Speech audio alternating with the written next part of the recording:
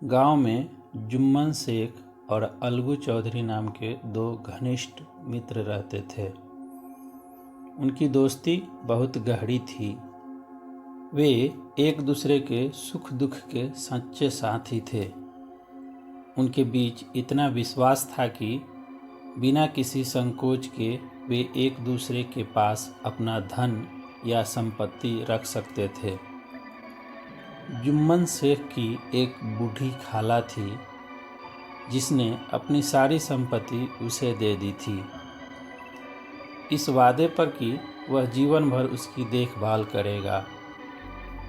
शुरुआत में जुम्मन और उसकी पत्नी खाला का अच्छे से ख्याल रखते थे, लेकिन कुछ समय बाद वे उसे बोझ समझने लगे।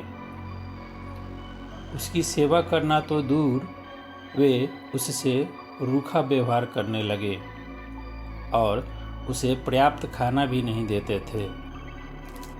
खाला ने पहले तो यह सब सहन किया, लेकिन जब हद हो गई तो उसने पंचायत बुलाने का फैसला किया। गांव के लोगों से सलाह लेने के बाद उसने पंचायत में अलगू चौधरी को पंच बनाने का आग्रह किया। अलगू के सामने एक कठिन परिस्थिति थी। जुम्मन उसका गहरा मित्र था, लेकिन अब वह न्याय की कुर्सी पर बैठा था। अंततः उसने अपनी दोस्ती को दरकिनार कर निष्पक्षता से फैसला सुनाया।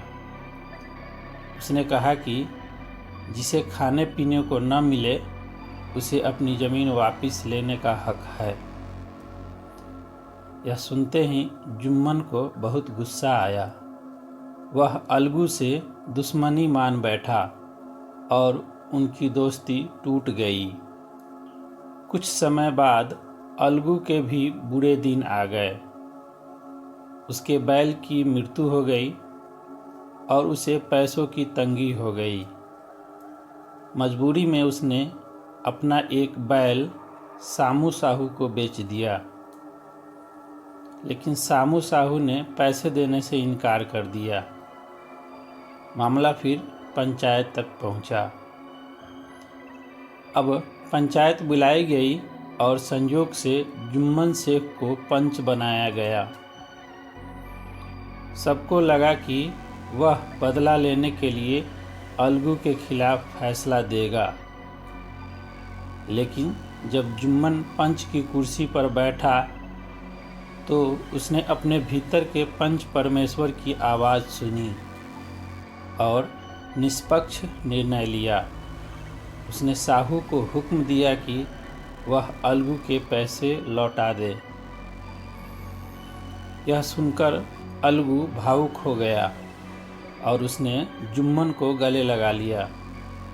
दोनों मित्र समझ गए कि जब कोई न्यायाधीश बनता है तो उसमें ईश्वर का वास होता है और उसे निष्पक्षता से न्याय करना चाहिए।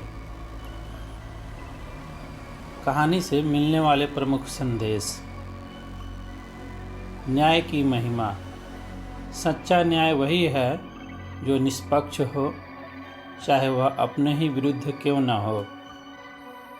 पंच यानी परमेश्वर जब कोई न्याय करता है तो उसमें ईश्वर का वास होता है। सच्ची मित्रता। सच्चा मित्र वही है जो गलत कार्य का समर्थन न करे। स्वार्थ और नैतिकता की परीक्षा। जब किसी व्यक्ति को शक्ति मिलती है तब उसकी असली परीक्षा होती है कि वह अपने स्वार्थ से ऊपर उठ पाता है या नहीं। निष्कर्ष। पंच परमेश्वर एक कालजयी कहानी है जो यह सिखाती है कि जब कोई व्यक्ति न्याय की गद्दी पर बैठता है तो उसे अपने निजी स्वार्थों को भूलकर सत्य और ईमानदारी के मार्ग पर चलना चाहिए। यह कहानी हमें यह भी बताती है कि सच्ची मित्रता स्वार्थ से ऊपर होती है और समय के साथ पुनः स्थापित हो जाती है। प्रेमचंद की यह कहानी आज भी उतनी प्रासंगिक है और हमें नैतिकता, सत्य और निष्पक्षता का पालन करने की प्रेरणा देती है।